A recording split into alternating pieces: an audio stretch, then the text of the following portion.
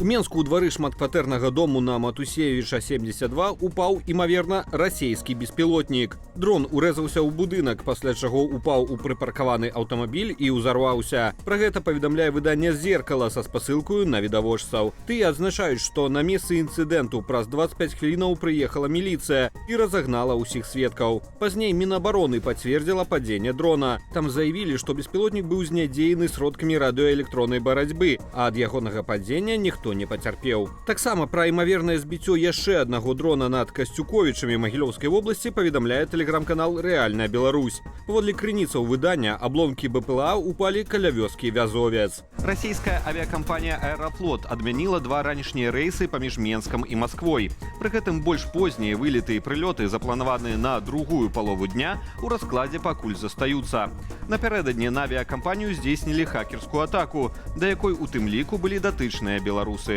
Паводле выдання РБК, учора «Аэрофлот» адмяніў больш за 100 рэйсаў і зазнаў стратаў мінімум на 250 мільёнаў рублёў. Перад гэтым авіакампанія паведаміла пра збой у працы інфармацыйных сістэмаў. Адказнасць за кібератаку на сябе ўзялі група хакераў Silent Crow і кіберпартызаны. Апошнія адзначылі, што такім чынам падтрымалі Украіну ў барацьбе з расійскай агрэсіяй. Пра палітычныя і эканамічныя вынікі хакерскай атакі на «Аэрофлот» у студыі «Белсат» разважаў палітычны аналітык Ігор Тышкевіч. Вашай увазе фрагмент размовы.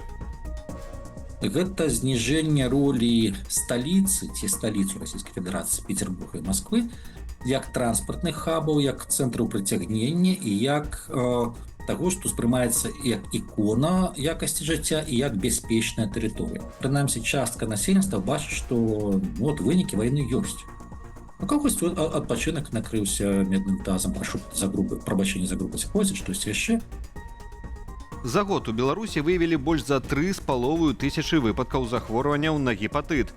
2 траціны з іх гепатыт С, што перадаецца праз кроў інфікаванай асобы. Такія звесткі былі агучаныя падчас прэс-канферэнцыі, прысвечанай сусветнаму дню барацьбы з гэтую хваробаю. Паводле прадстаўніцы рэспубліканскага цэнтру гігіены і эпідэміялогіі Ірыны Глінскай, колькасць хворых на гепатыт Б зніжаецца, у той час як тэндэнцыі, датычныя вірусу С, не змяняюцца. Часцей носьбіты інфекцыі мужчыны, каля 60% ад усіх хворых. Асноўныя шляхі заражэння – палавы, инструментальны и перинатальны.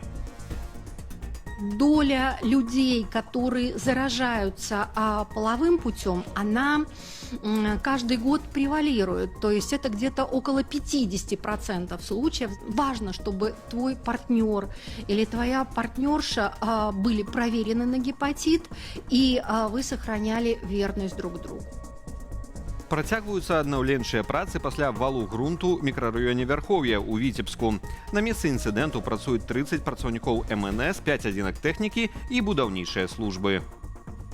По поручению министра по чрезвычайным ситуациям выехал к месту обмыва грунта с последующим обрушением хозяйственных построек. Городской комиссии по чрезвычайным ситуациям организована работа инженерной техники, обеспечена охрана места обрушения. Апроч таго, службы правялі інструктаж з мясцовым насельніцтвам. Жыхарам мікрараёну патлумачылі захады бяспекі і апавялі пра ўвесь фронт запланаваных працаў.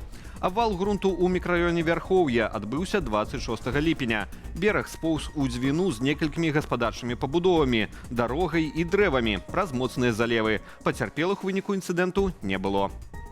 Прынамсі, 16 асобаў загінулі і 35 атрымалі раненні ў выніку расійскага авіаудару па папраўчай калоніі ў Запорожскай вобласці.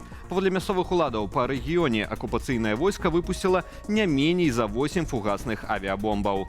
Адметна, што расійская атака па папраўчай установе адбылася ў 3-ю гадавіну тэракту ў Аленаўцы, калі ў выніку удараў па бараках з украінскімі палоннымі вайскоўцамі загінулі 56 асобаў. Пра 3 загінулых і 7 пацярпелых у выніку сённяшняй расійскай атакі паведамілі і ў Днепрапетроўскай вобласці. У Каменскім часткова разбураны неэксплуатаваны 3-павярховы будынак і пашкоджаная радзільня ды аддзяленне гарадской лякарні. У выніку удараў беспілотнікаў па адной з грамадаў Сумшчыны пашкоджаныя жылыя будынкі, дом культуры і крама. Дональд Трамп траціць цярплівасць. Амерыканскі прэзідэнт заявіў, што расчараваны Уладзімірам Пуціным і ягоным нежаданнем спыняць агрэсію супраць Украіны. Таму скарачае раней агучаны тэрмін 50 дзён на спыненне агню да 10-12 дзён, пасля чаго абяцае рашучыя дзеянні супраць краіны-агрэсара. Пра гэта Трамп заявіў падчас сустрэчы ў Шатландыі з прэм'ер-міністрам Вялікай Брытаніі Кірам Стармерам. Я нібыта заўсёды вельмі добра ладзіў з Пуціным. Мы размаўлялі з ім 4 ці 5 разоў, дыскутавалі, абмяркоўвалі, думалі, што дамаўляліся. А потым прэзідэнт Пуцін выходзіць і пачынае запускаць ракеты па якім-небудзь горадзе, як Кіеў, і забівае мноства людзей у доме састарэлых ці дзесьці яшчэ. Целы ляжаць па ўсёй вуліцы. Я расчараваны ў прэзідэнту Пуціну, вельмі расчараваны ў ім. Так што нам давядзецца падумаць, я збіраюся скараціць тыя 50 дзён, якія я яму даў, да меншага тэрміну, бо думаю, я ўжо ведаю ягоны адказ і тое, што ён будзе рабіць. 50-дзённы тэрмін для Владзіміра Пуціна Трамп агучыў 14 ліпеня. Тады прэзідэнт ЗША заявіў, што калі Масква не пойдзе на пагадненне наконт спынення агню, Вашынгтон увядзе 100% другасныя мыты супраць Расіі і яе гандлёвых партнёраў. І вяртаемся да падзеяў у Беларусі. 9 асобы загінулі ў выніку аўтамабільнай аварыі ў Капыльскім раёне Менскай вобласці. Здарэнне адбылося напярэдадні ўвечары непадалёк ад вёскі Інтэрнацыянал. Згодна з папярэдняй інфармацыяй, 66-гадовы кіроўца Сітраэна на грунтовай дарозе не даў рады кіраванню. Аўта з'ехала ў левы кювет, дзе перакулілася. Кіроўца і 69-гадовы пасажыр загінулі на месцы. Падрабязнасці трагедыі цяпер высвятляюць следчыя. Яшчэ адна сур'ёзная аварыя адбылася напярэдадні ў Жлобінскім раёне Гомельскай вобласці. Там на трасе перакуліўся цяжкавік, які перавозіў кароў. Паводле папярэдняй інфармацыі, прычынаю здарэння мог стаць шквалісты вецер. Каровы ў выніку аварыі не пацярпелі, а вось кіроўцу цяжкавіка даставілі ў раённы шпіталь з траўмамі.